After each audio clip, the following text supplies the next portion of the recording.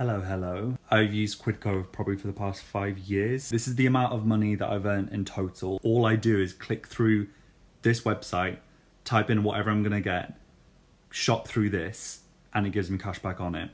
My biggest tip, which no one always says, is I get the basket filled anyway, then click X, double check for whatever I'm buying if the company is actually available for cashback.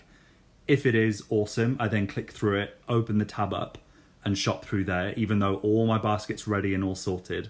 But this is an example of the money that you can get back. Either put it back in your bank, or you can then get it as gift vouchers. But the fact that it petrifies me how much money I've spent if it's like 5 or 10% cashback you get to have earned £800. I am sharing this actually is because I will get a little incentive, but also you'll get £5 for free anyway. And then you can start getting people on it if you want to, or just keep the money for yourself.